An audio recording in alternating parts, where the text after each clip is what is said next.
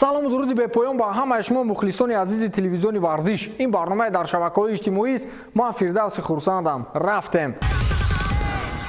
Марио Балотелли ҳоло ҳам хислати хуи худро иваз накардааст. Ёд доред чанд сол пеш дар расонаҳои иттилоотии варзишии аврупоӣ як гап буд: Балотеллиро девона накунед. Баъдан Балотелли нуфузу шарафе ки як замон дошт кам-кам аз даст дод ва аз дастаҳои топ ба дастаҳои аутсайдер интиқол меёфт. Феълан ӯ дар дастаи Брешияи серия А бозӣ мекунад ва дирӯза бозӣ ки бо дастаи Ҷеноа дошт номуваффақ сипарӣ шуд. Дастаи Брешия бо ҳисоби 3-1 бозиро бохт. Супер Марио ё худ Марио Балотелли дар ҳайати асосӣ бозиро шурӯъ кард, вале ягон натиҷаи самаранок нишон надод. Аз ин хотир сармураббии даста ба хулосае омад ки ӯро иваз намояд. ҳамин тавр ҳам шуд ва Балотеллиро аз майдон гирифт ки ин боиси норозигии худи Марио гардид. Дар вақти баромадан аз майдон хеле асабӣ ба назар мерасид ки дар ҳамин вақт гуфти мардуми худамон як аҷалрасидаи аксбардор ба ӯ наздик шуд ва Балотелли дастгоҳи аксбардории ӯро бо дасташ зад ва гузашту рафт. ана ҳамон дастгоҳ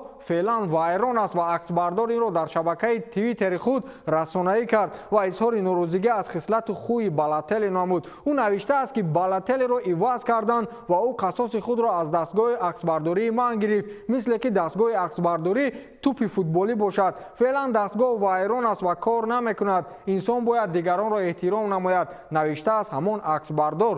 як нафар зери шарҳ навиштааст ки рост ҳамон бозии Балотелли худ арзиши як дастгоҳи аксбардориро надорад. ин гап дар шаҳр ҳаст. шумо ба ин чӣ мегӯед?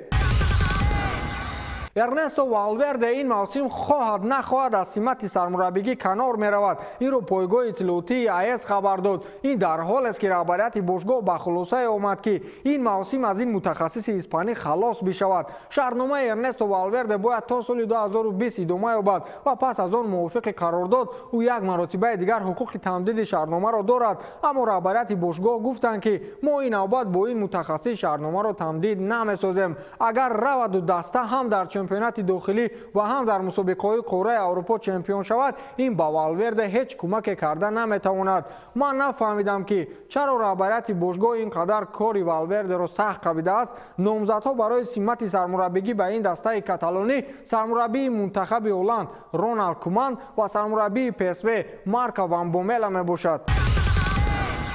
Лионел Месси гуфт ки ман аз хурдӣ мехостам дар дастаи Newell's Old Boys Аргентина бозӣ кунам, аммо бо писарам аз ин мамлакат ё худ зодгоҳи ман чизе писанд нест. инро ӯ дар як суҳбати хуса ба рӯзноманигорон гуфт. ӯ ҳамчунин гуфт ки ман феълан оила ва 3 фарзанд дорам ва он ҷое зиндагӣ мекунам ки ором аст. ман ҳамеша кӯшиш мекунам ки аҳли оилаамро зуд ба Аргентина барам ва онҳоро ба ин сарзамин дилгарм намоям. проблемаи асосӣ ин аст ки ҳар вақте ман писарам Тиагоро ба Аргентина барам, ӯ бетоқатӣ мекунад ва гирья менамояд ки ӯро тез ба Барселона баргардонем. ин хеле бад аст, вале ман боз ҳам кӯшиш мекунам ӯро ба урфу одати аргентинагиҳо мутобиқ намоям, гуфтааст Лионел Месси. Конор Макгрегор пеш аз бозии дастаҳои ССКА ва Ференцвароша пешгӯии худро гуфт ва бо намояндаи дастаи ССКАи Москва шарт кард ки дастаи москвагӣ ғолиб меояд. инро мо аз расонаи иттилоотии Евроспорт гирифтем. Макгрегор гуфтааст ки ман дар утоқи либозивазкунӣ ба бачаҳо гуфтам ки онҳо кӯшиш намоянд то зуд пасҳои кӯтоҳ созанд ва бе гапу калочаи зиёдӣ ба пеш раванд. дар ин сурат онҳо ғолиб меоянд. ман фикр мекунам ки ҳисоби бозӣ 2-0 мешавад. дар ин миён бо намояндаи дастаи ССКА гуфтааст ки биё шарт мекунем, ҳисоб 2-0 мешавад. дар сурати касе ғолиб омадан нафари шартро бой дода виски меорад, яъне онҳо бо як шиша виски шар карданд. Макгрегор чанд рӯз мешавад дар Русия аст ва ҳар дам барои ӯ нишастҳои матбуотӣ ташкил мекунанд.